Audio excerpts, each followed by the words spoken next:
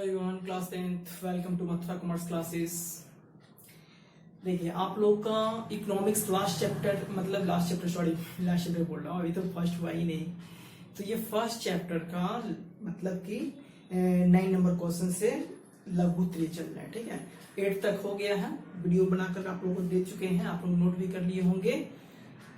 अब आज 9 प्रश्न को देखेंगे। प्रश्न नंबर 9 लघु उत्तरीय का प्रश्न है। ठीक है, देश के अन्य बड़े राज्यों की तुलना में बिहार के आर्थिक विकास की वर्तमान स्थिति क्या है।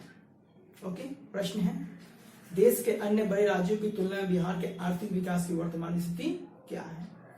इस प्रश्न का उत्तर नोट कीजिएगा। वर्तमान में आर्थिक विकास के प्राय सभी मापदंडों पर यह देश के अन्य सभी राज्यों से नीचे है।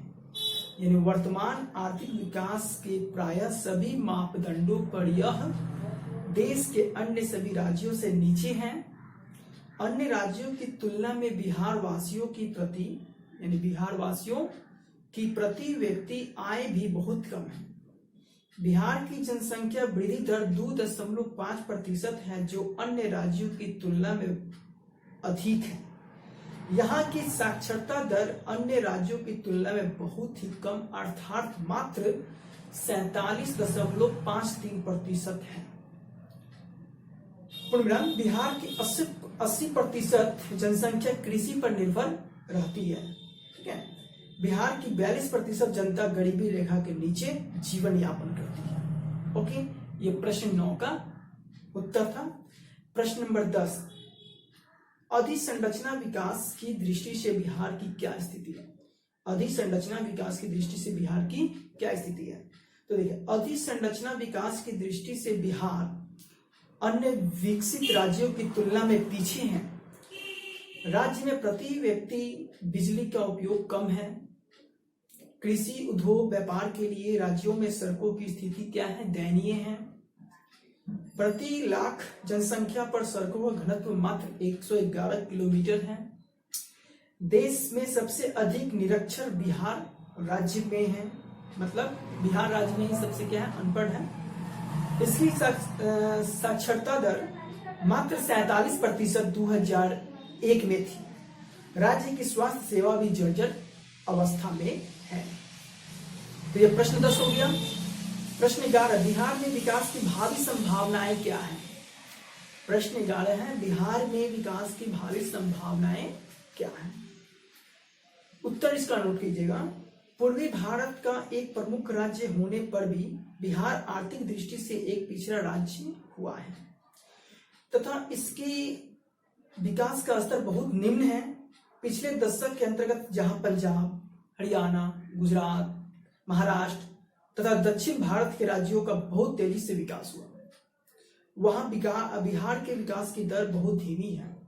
नवंबर 2000 में बिहार से विभाजित होकर झारखंड राज्य का गठन हुआ, परंतु इससे यह निष्कर्ष निकालना गलत होगा कि इस राज्य में विकास की संभावना नहीं है। पैराग्राफ चेंज करके लिखिएगा। विभाजन के पश्चात खनिज संपदा से वंचित हो जाने पर भी बिहार में उर्वर भूमि एवं जल संसाधन के रूप में प्राकृतिक संसाधनों का विशाल भंडार है। इनके उचित विदोहन, प्रबंधन एवं उपयोग द्वारा राज्य को देश के विकसित राज्यों की अगली पंक्ति में लाया जा सकता है। लास्ट प्रश्न है 12, हमारी मूलभूत आवश्यकताओं का विकास से क्या संबंध है। तो लिखिएगा इसका उत्तर। आवश्यकताओं का विकास से घनिष्ठ संबंध है। विकास के लिए किया गया प्रयास मनुष्य की आवश्यकताओं से प्रेरित है। मानवीय आवश्यकताएं अनंत एवं असीमित होती हैं, परंतु कुछ मूलभूत आवश्यकताएं भी होती हैं, जैसे भोजन, वस्त्र, आवास। विकसित देश अपने नागरिकों की मूलभूत आवश्यकताओं की पूर्ति आसानी से करते हैं, क्योंकि वहां नागरिकों की राष्ट्रीय एवं प्रति व्यक्ति आय अधिक है। परंतु अर्धविकसित अथवा विकासशील देशों के विकास का स्तर निम्न होने के कारण इनके निवास अपनी मूलभूत आवश्यकताओं से भी क्या है, वंचित है। तो डियर स्टूडेंट्स, ये क्लास 10th का लेसन 1 इकोनॉमिक्स, लेसन 1 का इकोनॉमिक्स चैप्टर था। ठीक है, इकोनॉमिक्स था, इकोनॉमिक्स का लेसन 1 चैप्टर था, ये आपका कंप्लीट हो गया। लघु 3, अति लघु टोटल कंप्लीट हो गया। आप लोग इसको रीडिंग कर लेंगे। और देखिए, दीर्घ 3 के लिए मैं आप लोगों को सजेस्ट करूंगा क्वेश्चंस, लास्ट में सजेस्ट करूंगा। एक एक वीडियो इसी तरह से सजेस्ट करूंगा और उस वीडियो को आप लोग सुनेंगे तब उसके बाद भी नोट करेंगे तो याद हो जाएगा। लिखने से कोई फायदा नहीं, ठीक है, मतलब लिखते बड़ा बड़ा होता है ना, लिखना उसको दीर्घ को लिखना नहीं है। दीर्घ को मतलब जितने भी लॉन्ग क्वेश्चन आंसर है उसको दिमाग में नोट करना है, ठीक है। इसलिए मैं आपको इसका वीडियो क्लिप बना करके ही दूंगा जो इंपॉर्टेंट क्वेश्चंस हैं। ये क्वेश्चन देख लीजिएगा। अन्य महत्वपूर्ण प्रश्न इसमें दिया हुआ है। अर्थव्यवस्था किसे कहते हैं, मिश्रित अर्थव्यवस्था क्या है, सतत विकास क्या है, आर्थिक नियोजन क्या है, आर्थिक संरचना पर प्रकाश डाले, मानव विकास रिपोर्ट क्या है।